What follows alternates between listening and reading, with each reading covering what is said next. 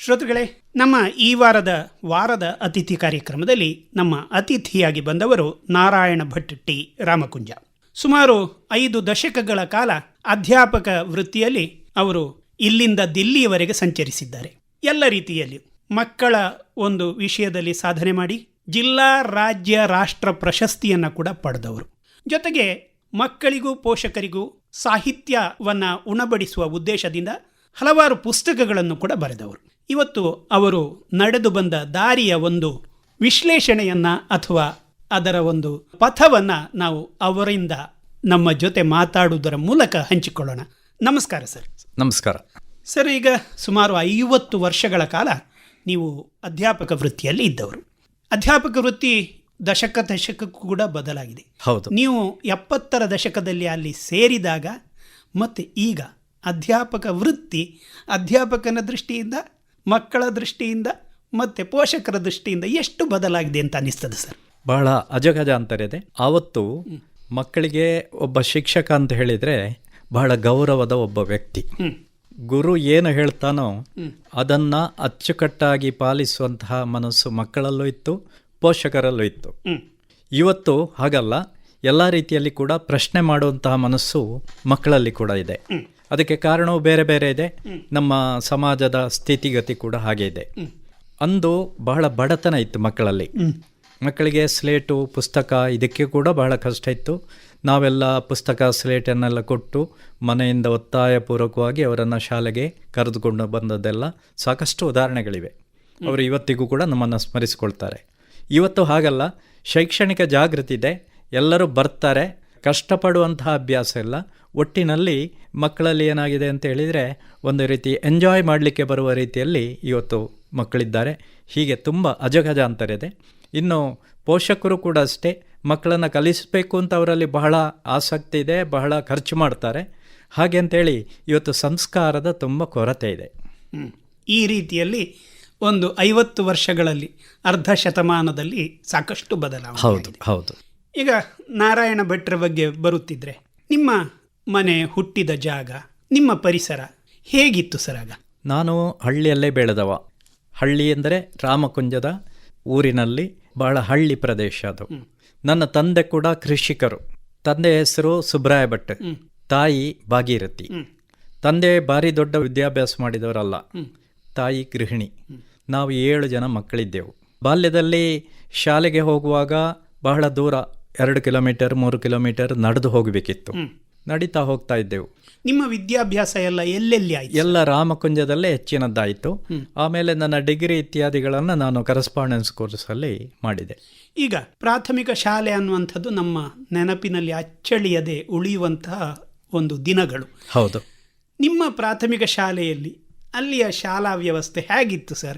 ಯಾರ್ಯಾರು ಮಾಸ್ಟರ್ಗಳು ಇವರೆಲ್ಲ ನೆನಪು ಬರ್ತಾರಾ ನಿಮಗೆ? ಹೌದು. ಸುಬ್ರಹ್ಮಣ್ಯ ಮುಚ್ಚಿಂತಾಯ ಅಂತಿದ್ರು, ಕೃಷ್ಣಪ್ಪ ಪೂಜಾರಿ, ರಮೇಶ್ ಉಪಾಧ್ಯಾಯ, ಇನ್ನು ಗಣಪತಿ ಭಟ್, ರಘುನಾಥ್ ರೈ, ಇಂಥ ಬೇರೆ ಬೇರೆ ಶಿಕ್ಷಕರೆಲ್ಲ ಪ್ರಾಥಮಿಕ ಹಂತದಲ್ಲಿದ್ದರು.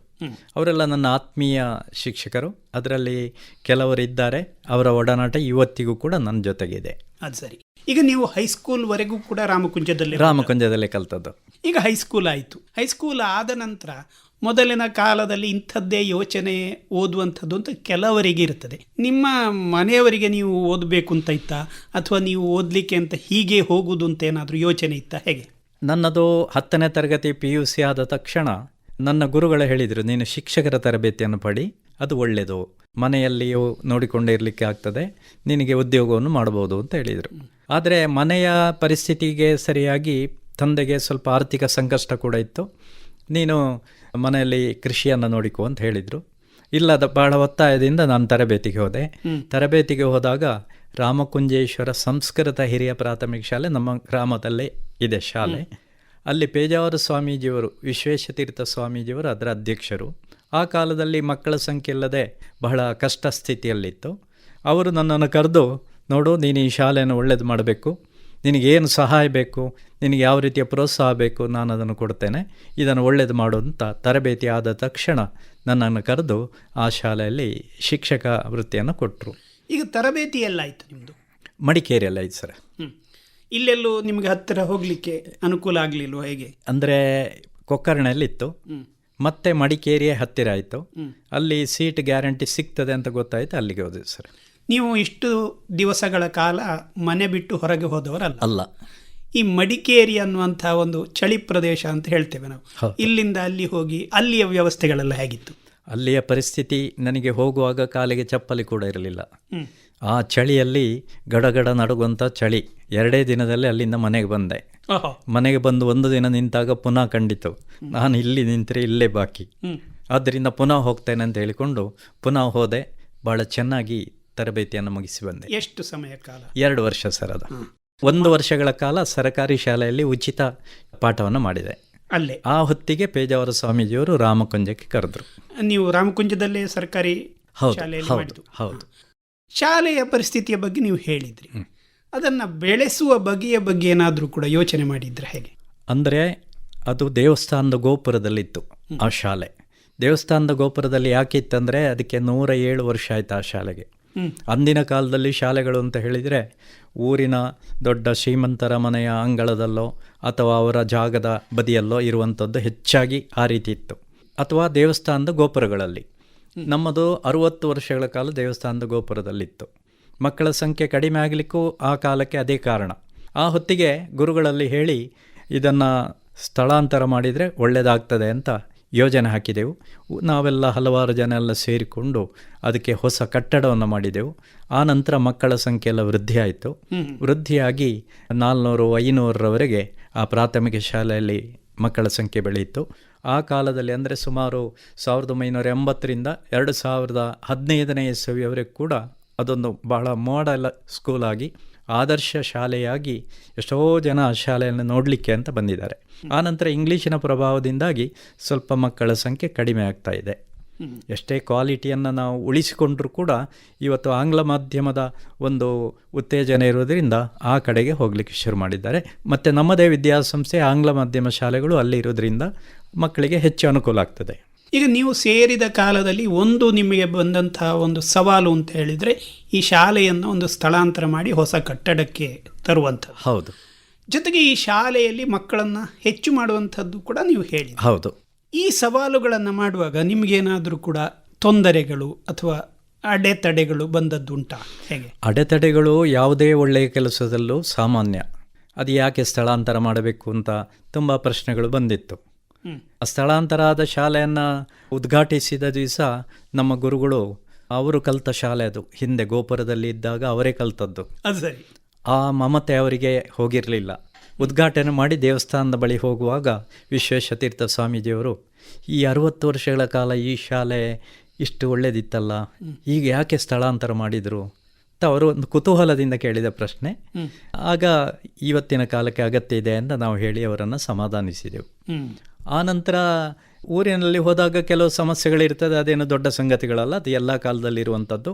ಆದರೆ ನಮಗೆ ಒಂದು ದೊಡ್ಡ ಪ್ರಯೋಜನ ಅಂದರೆ ಅದು ಪೇಜಾವರ ವಿಶ್ವೇಶತೀರ್ಥರು ಕಲಿತ ಶಾಲೆ ಆದದ್ರಿಂದ ನಾವು ಬಹಳ ದೂರಕ್ಕೆ ಬೆಂಗಳೂರು ಇರ್ಬೋದು, ಬೊಂಬಾಯಿ ಇರ್ಬೋದು, ಬೇರೆ ಬೇರೆ ಕಡೆಗೆ ಹೋಗಿ ಶ್ರೀಮಂತರಲ್ಲಿ ಹೀಗೆ ಹಳ್ಳಿಯಲ್ಲಿ ಶಾಲೆ ಇದೆ, ಗುರುಗಳು ಕಲಿತದ್ದು ಅಂತ ಕೇಳುವಾಗ ಎಷ್ಟು ಸಾಧ್ಯ ಉಂಟು ಅಷ್ಟನ್ನೆಲ್ಲ ಸಹಾಯ ಮಾಡಿದ್ದಾರೆ.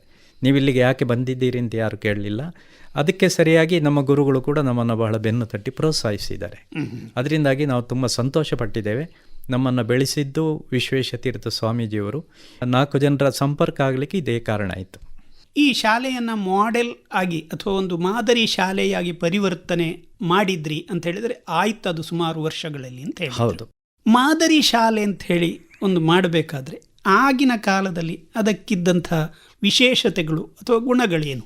ಮಾದರಿ ಶಾಲೆ ಅಂತಂದರೆ ಹೆಚ್ಚಾಗಿ ಕಟ್ಟಡ ಇರ್ತದೆ, ಆ ಗ್ರೌಂಡುಗಳಿಗೂ ಒಂದು ರೂಪ ಅಂತ ಇರೋದಿಲ್ಲ, ಮತ್ತು ಗೋಡೆಗಳು ಖಾಲಿಯಾಗಿ ಇರ್ತಿತ್ತು ಆ ಕಾಲದಲ್ಲಿ. ನಾವು ಆ ಕಾಲದಲ್ಲಿ ಏನು ಮಾಡಿದೆವು ಅಂತ ಹೇಳಿದರೆ, ಏನು ಶಾಲೆಗೆ ಮಕ್ಕಳಿಗೆ ಜ್ಞಾನಾಭಿವೃದ್ಧಿಗೆ ಬೇಕಾದಂಥ ಪೂರಕವಾದ ಏನೆಲ್ಲ ವಿಷಯಗಳುಂಟೋ ಅದನ್ನೆಲ್ಲ ಫಲಕಗಳನ್ನು ಶಾಲೆಯಲ್ಲಿ ಅಳವಡಿಸಿದೆವು. ಇನ್ನು ಅದು ಜ್ಞಾನಪೂರಕವಾದದ್ದು. ಈಗ ಖಂಡಗಳು ಎಷ್ಟು, ಆ ಪಟ್ಟಿಯನ್ನು ಹಾಕೋದು. ಅದೇ ರೀತಿ ಆರೋಗ್ಯ ಜಾಗೃತಿಗೆ ಏನು ಮಾಡಬೇಕು, ಅದಕ್ಕೆ ಕೆಲವು ಪಾಯಿಂಟ್ಗಳನ್ನು ಹಾಕೋದು. ಹೀಗೆ ಕಂಬಗಳಲ್ಲಿ ಬೋರ್ಡುಗಳನ್ನು ಗೋಡೆಗಳಲ್ಲಿ ಹಾಕಿದೆವು. ತರಗತಿಯ ಕೊಠಡಿ ಒಳಗೆ ಮಾಡಿದೆವು. ಇನ್ನು ಅದೇ ರೀತಿ ಲ್ಯಾಬೊರೇಟರಿಯನ್ನು ಮಾಡಿದೆವು, ವಾಚನಾಲಯವನ್ನು ಮಾಡಿದೆವು. ಇನ್ನು ಅದೇ ರೀತಿ ಮಕ್ಕಳು ಕೊಡೆಯನ್ನು ಎಲ್ಲಿ ಇಡಬೇಕು ಅಲ್ಲೇ ಇಡಲಿಕ್ಕೆ ಬೇಕಾದಂಥ ವ್ಯವಸ್ಥೆಯನ್ನು ಮಾಡಿದೆವು. ಹೀಗೆ ಚಪ್ಪಲಿ ಎಲ್ಲದಕ್ಕೂ ಕೂಡ ಒಂದು ಅಚ್ಚುಕಟ್ಟುತನವನ್ನು ಮಾಡಿದೆವು. ಇದು ನೋಡುಗರಿಗೆ ಬಹಳ ಒಂದು ರೀತಿ ಆ ಕಾಲದಲ್ಲಿ ಬಹಳ ವಿಶೇಷ ಕಂಡಿತ್ತು. ಎಷ್ಟೋ ಶಾಲೆಗಳವರು ಬಂದು ಅವರ ಶಾಲೆಯಲ್ಲಿ ಕೂಡ ಇದನ್ನು ಅಳವಡಿಸಿಕೊಂಡರು. ಅಂದಿನ ಕಾಲದಲ್ಲಿ ಇಂಥ ಒಂದು ಆಧುನಿಕವಾದಂಥ ಒಂದು ಈ ರೀತಿಯ ವ್ಯವಸ್ಥೆಗಳು ಆ ಕಾಲದಲ್ಲಿ ಇರಲಿಲ್ಲ. ಇಂಥ ಒಂದು ಕೆಲವು 2-3 ಶಾಲೆಗಳು ಮಾತ್ರ ನಮ್ಮ ಜಿಲ್ಲೆಯಲ್ಲಿ ಇದ್ದವು ಅಷ್ಟೇ. ಹಾಗೆ ಒಂದು ಮಾದರಿ ಶಾಲೆಯಾಗಿ ಅದು ಹೌದು. ಮುಂದುವರೆದಂತೆ ಹೆಚ್ಚು ಹೆಚ್ಚು ವಿದ್ಯಾರ್ಥಿಗಳನ್ನು ಆಕರ್ಷಿಸಿತು. ಅಂತಹ ಸಂದರ್ಭದಲ್ಲಿ ನಿಮಗೆ ಸವಾಲುಗಳು ಎದುರಾಗಲಿಲ್ವಾ? ಚಿಕ್ಕದಿದ್ದರಿಂದ ಅಂಥ ಸವಾಲುಗಳು ಏನಾಗಲಿಲ್ಲ. ನಮ್ಮನ್ನು ವಿಶೇಷವಾಗಿ ಇಲಾಖೆಯ ಆಫೀಸರ್ಗಳು ತುಂಬ ಎಲ್ಲ ಕಡೆಗಳಲ್ಲಿ ಭಾಷಣದಲ್ಲಿ ಹೇಳ್ತಾ ಇದ್ರು, ರಾಮಕುಂಜ ಶಾಲೆಯನ್ನೊಮ್ಮೆ ನೋಡಿ ಬನ್ನಿ ಅಂತ. ಅದೊಂದು ರೀತಿ ಖುಷಿ ಆಗ್ತಾ ಇತ್ತು ನಮಗೆ. ಯಾವುದೇ ಕಷ್ಟಗಳು ಅದರ ಮುಂದೆ ಬಂದರೂ ಕೂಡ ಈ ಪ್ರೋತ್ಸಾಹ ಇದ್ದದ್ರಿಂದ, ಎಲ್ಲರ ಒಳ್ಳೆಯ ಮಾತುಗಳು ಇದ್ದದ್ರಿಂದ ನಾವು ಅದರಿಂದ ತುಂಬ ಸಂತೋಷಪಟ್ಟೆವು. ಹಾಗೆ ಶಾಲೆ ಮುಂದುವರಿಯಿತು. ಹೌದು. ಜೊತೆಗೆ ನೀವು ಮಕ್ಕಳ ಉನ್ನತೀಕರಣಕ್ಕೆ ಏನು ಕಾರ್ಯಕ್ರಮಗಳನ್ನು ಇದಲ್ಲದೆ ಹಾಕಿಕೊಂಡ್ರಿ? ಒಳ್ಳೆ ರೀತಿಯ ಪಾಠ ಪ್ರವಚನ, ಸಾಕಷ್ಟು ಸರಕಾರದಿಂದ ಶಿಕ್ಷಕರ ಸಂಖ್ಯೆ ಇಲ್ಲದಿದ್ದರೂ ಕೂಡ ನಾವು ಗೌರವ ಶಿಕ್ಷಕರನ್ನು ನೇಮಕ ಮಾಡಿಕೊಂಡು ಒಳ್ಳೆ ರೀತಿಯ ಪಾಠ ಪ್ರವಚನ, ಅತಿಥಿಗಳನ್ನು ಕರೆದು ಒಳ್ಳೊಳ್ಳೆ ವಿಷಯಗಳ ಬಗ್ಗೆ ಭಾಷಣ ಮಾಡಿಸೋದು. ಇನ್ನು ಅದೇ ರೀತಿ ಪ್ರತಿ ವರ್ಷ ತಪ್ಪದೆ ವಾರ್ಷಿಕೋತ್ಸವದ ಆಚರಣೆ, ಇನ್ನು ಇತರ ಸಾಂಸ್ಕೃತಿಕ ಕಾರ್ಯಕ್ರಮಗಳಲ್ಲಿ ಭಾಗವಹಿಸೋದು, ಪ್ರತಿ ವಾರ ಡಿಬೇಟನ್ನು ಏರ್ಪಡಿಸೋದು, ಮಕ್ಕಳಿಗೆ ಭಾಷಣ ಇತ್ಯಾದಿ ತರಬೇತಿ ಕೊಡೋದು, ನಾಟಕಗಳ ತರಬೇತಿಯನ್ನು ಕೊಡೋದು. ಹೀಗೆ ಹಲವಾರು ರೀತಿಯಲ್ಲಿ ಪಠ್ಯೇತರ ಚಟುವಟಿಕೆಗೆ ಕೂಡ ವಿಶೇಷ ಪ್ರೋತ್ಸಾಹವನ್ನು ಕೊಟ್ಟೆವು. ನೀವು ಶಾಲಾ ಶಿಕ್ಷಕರಾಗಿ ಮಾಡೆಲ್ ಅಥವಾ ಮಾದರಿ ಶಾಲೆ ಮಾಡಬೇಕಿದ್ರೆ ಮಕ್ಕಳಲ್ಲಿ ಕೂಡ ಕೆಲವು ವಿಷಯಗಳನ್ನು ನಾವು ವಿಶೇಷವಾದಂತಹ ಜಾಗೃತಿಯನ್ನು ಮೂಡಿಸಬೇಕಾಗುತ್ತೆ. ಅವರ ವ್ಯಕ್ತಿತ್ವವನ್ನು ರೂಪಿಸುವ ರೀತಿ, ಆ ರೀತಿಯ ಕಾರ್ಯಕ್ರಮಗಳು ಏನೇನು ಮಾಡ್ಕೊಂಡಿದ್ದೀರಿ? ಅದೇ ವ್ಯಕ್ತಿತ್ವ ವಿಕಸನಕ್ಕೆ ನಾವು ಮುಖ್ಯವಾಗಿ ಪ್ರಾಥಮಿಕ ಹಂತದಲ್ಲಿ ವೇದಿಕೆಗೆ ಹತ್ತಿ ಅವರಲ್ಲಿ ನಾಟಕವೋ ಭಾಷಣವೋ ಅಥವಾ ಹಾಡುಗಳನ್ನು ಇತ್ಯಾದಿಗಳನ್ನೆಲ್ಲ ಮಾಡಿಸುವಂತಹ ಕೆಲಸಗಳನ್ನೆಲ್ಲ ಮಾಡಿಸ್ತಾ ಇದ್ದೆವು. ಅದು ಪಾಠಕ್ಕೆ ಪೂರಕವಾಗಿತ್ತು. ಇದನ್ನು ಆ ಕಾಲದಲ್ಲಿ ಪೋಷಕರು ತುಂಬ ಮೆಚ್ಚಿಕೊಂಡಿದ್ದರು. 7ನೇ ಕ್ಲಾಸ್ ಆಗುವಾಗ ಸ್ಟೇಜಿಗೆ ಹೋಗಲಿಕ್ಕೆ ಅವರಿಗೆ ಭಯ ಇರಲಿಲ್ಲ. ಅದರ ಜೊತೆಗೆ ಶಾಲೆಯಲ್ಲಿ ಬೀಗ ಹಾಕೋದು ಇರ್ಬೋದು, ಸ್ವಚ್ಛತೆ ಇರ್ಬೋದು, ಅಥವಾ ಎಲ್ಲ ಕೆಲಸಗಳು ಕೂಡ ಮಕ್ಕಳು ಮಾಡ್ತಾ ಇದ್ರು. ಇದರಿಂದಾಗಿ ಅವರಿಗೆ ಜೀವನ ಶಿಕ್ಷಣ ಕೂಡ ಅಲ್ಲಿ ಸಿಗ್ತಾ ಇತ್ತು. ಶಾಲಾ ಎದುರುಗಡೆ ಹೂದೋಟ ಇತ್ತು. ಅದನ್ನೆಲ್ಲ ಕಟ್ಟಿಂಗ್ ಮಾಡುವಂಥದ್ದು 6-7ನೇ ತರಗತಿಯ ಮಕ್ಕಳೇ ಅಷ್ಟು ನೀಟಾಗಿ, ಸಂಬಳ ಕೊಟ್ಟರು ಅಷ್ಟು ಚೆನ್ನಾಗಿ ಮಾಡಲಿಕ್ಕಿಲ್ಲ, ಆ ರೀತಿ ಮಾಡುವಂಥ ಸ್ಕಿಲ್, ಕೌಶಲ್ಯ ಅದು ಮಕ್ಕಳಲ್ಲಿತ್ತು. ಇದನ್ನೆಲ್ಲ ಊರಿನವರು ಬಹಳ ಗುರುತಿಸಿ ತುಂಬ ಸಂತೋಷಪಟ್ಟಿದ್ದರು. ನಮ್ಮ ಶಾಲೆ, ನಮ್ಮ ಮಾಸ್ಟರ್ ಎನ್ನುವಂಥ ಪ್ರೀತಿಯನ್ನು ತೋರ್ಪಡಿಸ್ತಾ ಇದ್ರು. ನೀವು ಹೇಳಿದ್ರಿ, ನೀವು ಸುಮಾರು 20 ವರ್ಷಗಳ ಕಾಲ ನೀವು ನಾಟಕದಲ್ಲಿ ಸ್ತ್ರೀ ಪಾತ್ರದಲ್ಲಿ ಭಾಗವಹಿಸಿದ್ರಿ. ಹೌದು. ನಿಮ್ಮ ಹೈಸ್ಕೂಲ್ ದಿವಸಗಳು ಅಥವಾ ಇಲ್ಲಿಯ ನಂತರ ನೀವು ಈ ರೀತಿಯ ಕಲ್ಚರಲ್ ಆಕ್ಟಿವಿಟೀಸನ್ನು ಎಲ್ಲಿ ಮಾಡಿಕೊಂಡಿದ್ರಿ ಮತ್ತು ಹೇಗೆ? ನಮ್ಮದು ಅಲ್ಲೇ ನಮ್ಮ ರಾಮಕುಂಜ ಗ್ರಾಮದಲ್ಲೇ ಒಂದು ಪ್ರೌಢಶಾಲೆ, 2 ಪ್ರಾಥಮಿಕ ಶಾಲೆಗಳಿತ್ತು. ಅಲ್ಲಿ ಪ್ರತಿ ಶಾಲೆಗಳಲ್ಲಿ ಕೂಡ ವಾರ್ಷಿಕೋತ್ಸವ ಆಚರಿಸ್ತಾ ಇದ್ರು. ವಾರ್ಷಿಕೋತ್ಸವದಲ್ಲಿ ಸಾಮಾನ್ಯ 2 ಗಂಟೆ ರಾತ್ರಿಯವರೆಗೆ ಮಕ್ಕಳ ಕಾರ್ಯಕ್ರಮ, 2 ಗಂಟೆಯ ನಂತರ ಬೆಳಿಗ್ಗೆ 6 ಗಂಟೆವರೆಗೆ ತುಳು ನಾಟಕವನ್ನು ಹೆಚ್ಚಾಗಿ ಮಾಡ್ತಾ ಇದ್ದೆವು. ತುಳು ನಾಟಕ ಅಂದರೆ ಆ ತುಳು ನಾಟಕ ನೋಡಲಿಕ್ಕೆ ಮನೆಯಿಂದ 2 ಗಂಟೆ ರಾತ್ರಿಗೆ ಎದ್ದು ಬರುವಂತಹ ಒಂದು ಅಭಿಮಾನಿ ವರ್ಗ ಇತ್ತು ನಮ್ಮಲ್ಲಿ. ಅವರು ಇವತ್ತಿಗೂ ಕೂಡ ಸ್ಮರಿಸಿಕೊಳ್ತಾರೆ. ಅದರ ಜೊತೆಗೆ ನಾವು ಶಿಕ್ಷಕರೆಲ್ಲ ಈ ಬೇರೆ ಬೇರೆ ಹತ್ತಿರದ ಶಾಲೆಯವರೆಲ್ಲ ಸೇರಿಕೊಂಡು ನಾವು ಈ ಪಾತ್ರಗಳನ್ನು ಮಾಡ್ತಾ ಇದ್ದೆವು. ಮತ್ತು ಶಿಕ್ಷಕರು ಮಾಡುವ ಪಾತ್ರವನ್ನು ನೋಡಲಿಕ್ಕೆ ಮತ್ತಷ್ಟು ಖುಷಿ ಪಡ್ತಾ ಇದ್ರು. ಅಂದಿನ ಕಾಲದಲ್ಲಿ ಬೆಳಗಿನವರೆಗೂ ಕೂಡ ಬಹಳ ಜನ ಕೂತು ನಾಟಕ ನೋಡ್ತಾ ಇದ್ರು.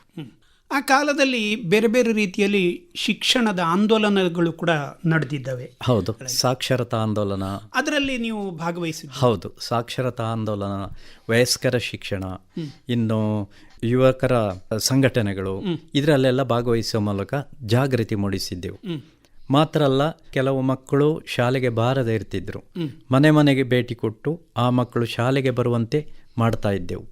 ಇವತ್ತಗತ್ಯ ಅಲ್ಲ, ಆ ಕಾಲದಲ್ಲಿ ಶಾಲೆಗೆ ಬಾರದೇ ಇದ್ದಂತಹ ಮಕ್ಕಳು ಕೂಡ ಇದ್ದರು. ಈ ರೀತಿ ಅವರನ್ನೆಲ್ಲ ಬರುವ ಕಾರ್ಯಕ್ರಮವನ್ನೆಲ್ಲ ಹಮ್ಮಿಕೊಂಡಿದ್ದೆವು. ಸರಿ. ಸುಮಾರು 50 ವರ್ಷಗಳ ಕಾಲ ನೀವು ಈ ಶಿಕ್ಷಣ ಕ್ಷೇತ್ರದಲ್ಲಿ ಸೇವೆ ಸಲ್ಲಿಸಿದ್ದೀರಿ. ಹೌದು. ನಿಮಗೆ ಜಿಲ್ಲಾ ಮಟ್ಟದ ಪ್ರಶಸ್ತಿ, ರಾಜ್ಯ ಮಟ್ಟದಲ್ಲಿ ಗುರುತಿಸಿದ್ದು, ರಾಷ್ಟ್ರ ಮಟ್ಟದಲ್ಲಿ ಕೂಡ ಗುರುತಿಸಿದ್ದು. ಹೌದು. ಮೊದಲಿಗೆ ಇದನ್ನು ಗುರುತಿಸಿದ್ದು ಹೇಗೆ, ಮತ್ತು ಅದಕ್ಕೆ ಕಾರಣಗಳು, ನೀವು ಮಾಡಿದಂಥ ವಿಷಯಗಳು ಏನದರಲ್ಲಿ? ನನ್ನದು ಅಧಿಕೃತವಾಗಿ ಸರಕಾರದ ನಿಯಮದ ಪ್ರಕಾರ 60ನೇ ವರ್ಷಕ್ಕೆ ನಿವೃತ್ತಿ, ಹೌದು. 42 ವರ್ಷ ನನ್ನ ಸರ್ವಿಸ್ ಆಗಿದ್ದಾಗ. ಆನಂತರ ಈಗ 8 ವರ್ಷಗಳಿಂದ ಶಾಲೆಯಲ್ಲಿ ಉಚಿತವಾಗಿ ಪಾಠ ಮಾಡ್ತಾ ಇದ್ದೇನೆ. ನಮ್ಮ ಗುರುಗಳ ಅಧ್ಯಕ್ಷರು ವಿಶ್ವೇಶತೀರ್ಥ ಸ್ವಾಮೀಜಿಯವರು ನೀನು ಶಾಲೆಯನ್ನು ನೋಡಿಕೊಂಡಿರಬೇಕು ಅಂತ ಹೇಳಿದ್ರು. ಆ ಪ್ರಕಾರ ಇವತ್ತಿಗೂ ಉಚಿತವಾಗಿ ಪಾಠ ಮಾಡ್ತಾ ಇದ್ದೇನೆ. ನಮ್ಮ ಶಾಲೆ 10 ಜನಕ್ಕೆ ಯಾವ ರೀತಿ ಆಕರ್ಷಕವಾಗಿ ಬೆಳೆಯಿತೋ ಅದನ್ನು ಗುರುತಿಸಿದಂತಹ ನಮ್ಮ ಪುತ್ತೂರು ತಾಲೂಕಿನ ಅಂದು AEO ಅಂತ ಹೇಳ್ತಾ ಇದ್ರು, ಅಸಿಸ್ಟೆಂಟ್ ಎಜುಕೇಷನಲ್ ಆಫೀಸರ್. ಅವರು ನಮ್ಮ ಶಾಲೆನ ಗುರುತಿಸಿ ಇವರನ್ನು ಜಿಲ್ಲಾ ಪ್ರಶಸ್ತಿಗೆ ರೆಕಮೆಂಡ್ ಮಾಡಬೇಕು ಅಂತ ಹೇಳಿ ರೆಕಮೆಂಡ್ ಮಾಡಿದರು. ಆ ಪ್ರಶಸ್ತಿ ಸಿಕ್ಕಿತು. ಅದೇ ರೀತಿ ಮುಂದಿನ ವರ್ಷಗಳಲ್ಲಿ ಸುಮಾರು 2005ನೇ ಇಸವಿಯಲ್ಲಿ ರಾಜ್ಯ ಪ್ರಶಸ್ತಿಗೆ ನನ್ನನ್ನು ಆಯ್ಕೆ ಮಾಡಿದರು. ಆಯ್ಕೆ ಮಾಡಬೇಕಿದ್ರೆ ಶಾಲೆಯಲ್ಲಿ ಒಳ್ಳೆಯ ಒಂದು ಪರಿವರ್ತನೆ, ಒಳ್ಳೆಯ ಚಟುವಟಿಕೆಗಳು ನಡೆದಾಗ ಅಧಿಕಾರಿಗಳು ಗುರುತಿಸಿ ನಮ್ಮನ್ನು ಬೇರೆ ಬೇರೆ ಹಂತಕ್ಕೆ ಕಳಿಸ್ಕೊಡ್ತಾರೆ. ರಾಜ್ಯ ಪ್ರಶಸ್ತಿ ಸಿಕ್ಕಬೇಕಿದ್ರೆ ತಾಲೂಕಿನಲ್ಲಿ ಆಯ್ಕೆ ಆಗಬೇಕು, ಜಿಲ್ಲೆಗೆ ಹೋಗಬೇಕು, ಅಲ್ಲಿಂದ ರಾಜ್ಯಕ್ಕೆ ಹೋಗಬೇಕು. 3 ಹಂತಗಳು ಉಂಟು.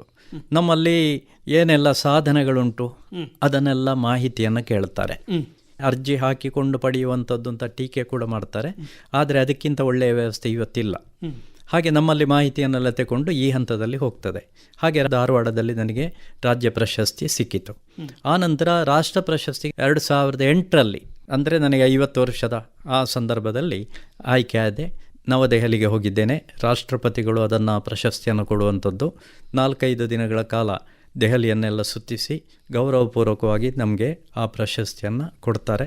ಎಲ್ಲ ವ್ಯವಸ್ಥೆಗಳು ಅವರೇ ಮಾಡ್ತಾರೆ ನಮಗೆ.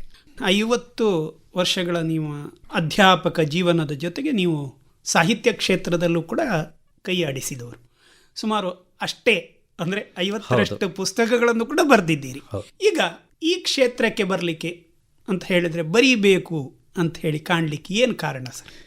ನನಗೆ ಶಿಕ್ಷಕ ವೃತ್ತಿಗೆ ಸೇರಿ ಸುಮಾರು 10-20 ವರ್ಷದಲ್ಲಿ ಬರೆಯುವ ಒಂದು ಚಿಕ್ಕ ಹುಚ್ಚಿತ್ತು.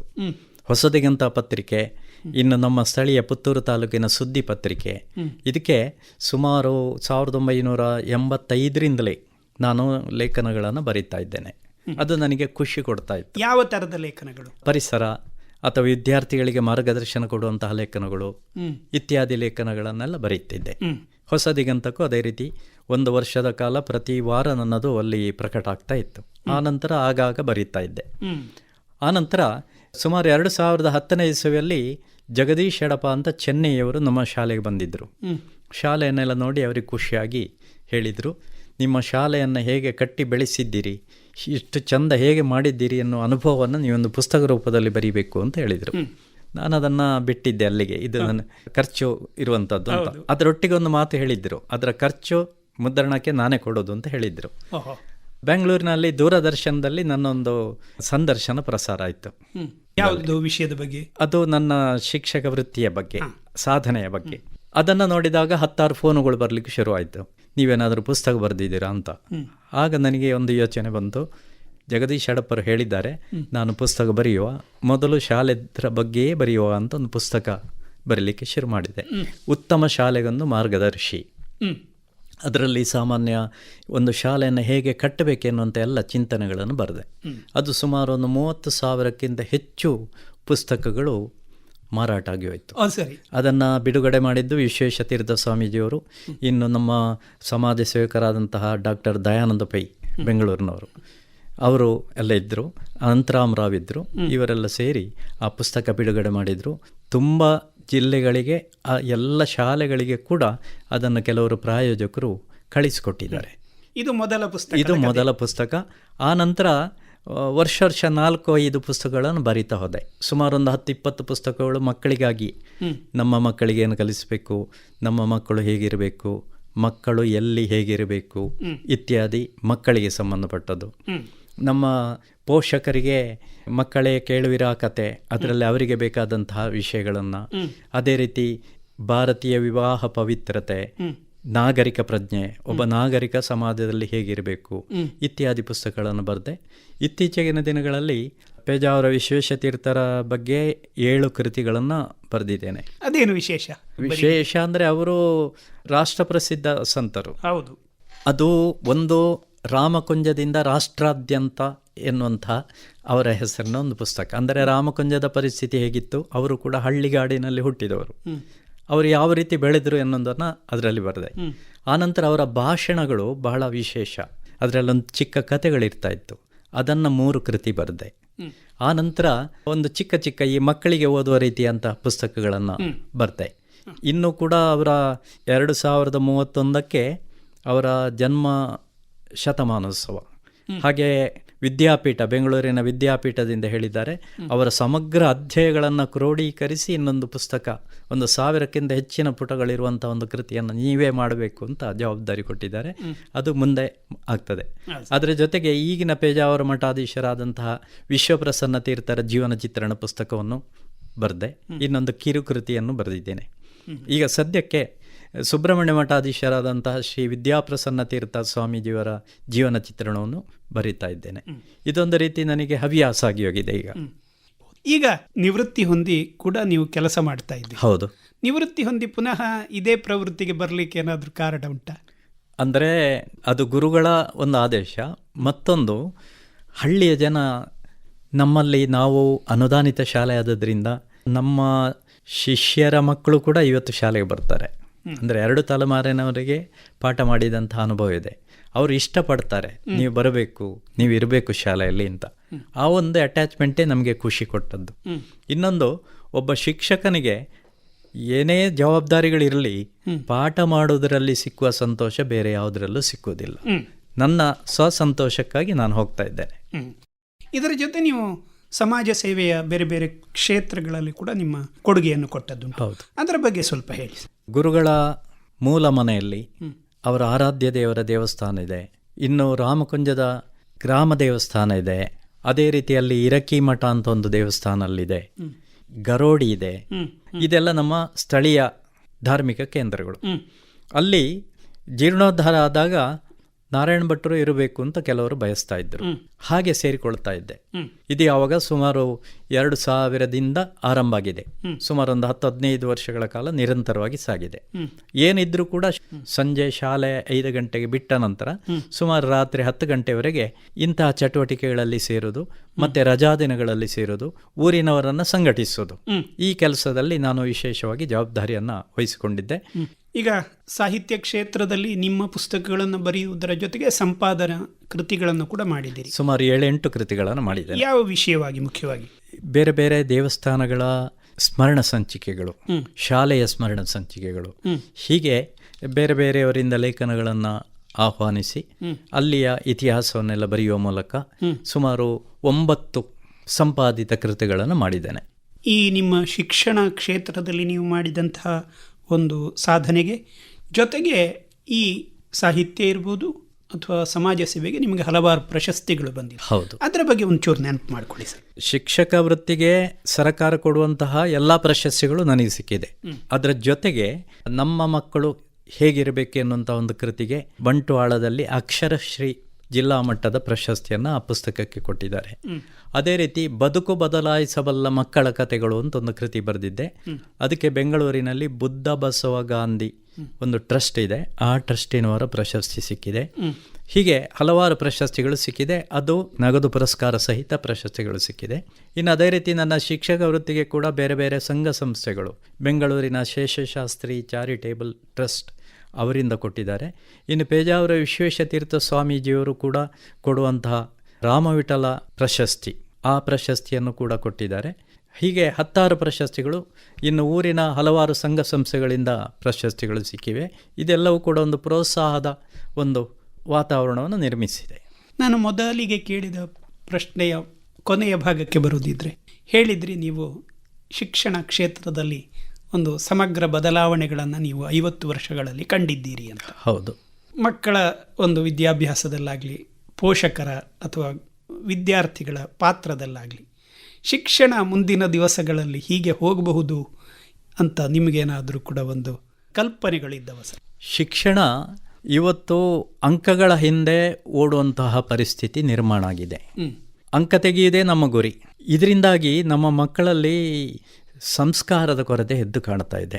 ಹಾಗೆ ಅಂತ ಬೇರೆ ಜನರಲ್ ನಾಲೆಜ್ ಸಾಕಷ್ಟಿದೆ. ಮೊಬೈಲ್ ಮೂಲಕ ಎಲ್ಲ ಜನರಲ್ ನಾಲೆಜನ್ನು ತಿಳ್ಕೊಂಡಿದ್ದಾರೆ. ಸಂಸ್ಕಾರದ ಕೊರತೆ ಆದದ್ರಿಂದ ಭವಿಷ್ಯದಲ್ಲಿ ಮಕ್ಕಳು ತುಂಬ ಕಷ್ಟಪಡಬೇಕಾಗ್ತದೆ. ಪೋಷಕರ ಮಕ್ಕಳ ಬಾಂಧವ್ಯ ತುಂಬ ಕಡಿಮೆ ಆಗುವಂಥ ಸಾಧ್ಯತೆಗಳಿದೆ. ಇನ್ನು ಸಮಾಜದಲ್ಲಿ ಕೂಡ ಅಷ್ಟೇ, ನಮ್ಮ ಮನೆಯ ಸುತ್ತಮುತ್ತ ಒಂದು ರೀತಿಯ ಆತ್ಮೀಯತೆಯ ವಾತಾವರಣ ಇರೋದಿಲ್ಲ. ಎಲ್ಲ ಪ್ರಶ್ನಿಸುವಂಥದ್ದು, ಟೀಕಿಸುವಂಥದ್ರಲ್ಲೇ ಕಾಲ ಕಳೀತಾರೆ. ಇದು ನಮ್ಮ ಭಾರತದ ಭವಿಷ್ಯಕ್ಕೆ ತುಂಬ ಅಪಾಯಕಾರಿಯಾಗಿದೆ. ಹಿರಿತನಕ್ಕೆ ಗೌರವ ಇಲ್ಲ. ಇವತ್ತು ಟೀಕಿಸೋದು ಅಂತಂದರೆ ಎಲ್ಲರನ್ನೂ ಟೀಕಿಸ್ಬೋದು. ಇಂತಹ ಒಂದು ರೀತಿಯ ವಾತಾವರಣ ಮುಂದೆ ಹೋದರೆ ಒಂದು ಶಾಂತ ವಾತಾವರಣ ಕಷ್ಟ ಇದೆ.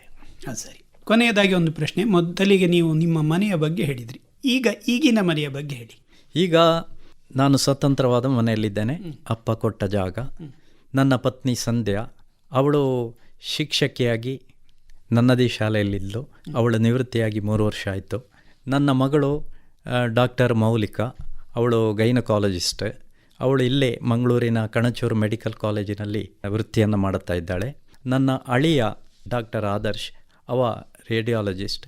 ಅವ ಇಲ್ಲೇ ಮಂಗಳೂರಿನ ದೇರಳಕಟ್ಟೆಯಲ್ಲಿ KS ಹೆಗಡೆ ಮೆಡಿಕಲ್ ಕಾಲೇಜಿನಲ್ಲಿ ವೃತ್ತಿಯನ್ನು ಮಾಡ್ತಾ ಇದ್ದಾನೆ. ನನ್ನ ಸಹೋದರ ಸಹೋದರಿಯರೆಲ್ಲ ಅವರವರು ಸ್ವತಂತ್ರವಾಗಿ ಬದುಕ್ತಾ ಇದ್ದಾರೆ. ನಾವು ತುಂಬ ಸಂತೋಷದಿಂದಿದ್ದೇವೆ. ಈಗ ಸದ್ಯಕ್ಕಂತೂ ನಮ್ಮ ಸಾಹಿತ್ಯದ ಸೇವೆ ಮತ್ತು ಶೈಕ್ಷಣಿಕ ಸೇವೆಯನ್ನು ಸಾಗಿಸ್ತಾ ಇದ್ದೇವೆ. ಒಳ್ಳೆಯದು ಸರ್. ಮುಖ್ಯವಾಗಿ ನಿಮ್ಮ 5 ದಶಕಗಳ ಕಾಲನ ಶಿಕ್ಷಕ ವೃತ್ತಿ ಇರಬಹುದು, ಸಾಹಿತ್ಯ ಇರಬಹುದು, ಸಮಾಜ ಸೇವೆ ಇರಬಹುದು, ಈ ಎಲ್ಲದರ ಒಂದು ಕಿರು ಪರಿಚಯವನ್ನು ನಮ್ಮ ಜೊತೆ ಹಂಚಿಕೊಂಡಿದ್ದೀರಿ. ಧನ್ಯವಾದಗಳು ಸರ್. ನಮಸ್ಕಾರ. ನಮಸ್ಕಾರ.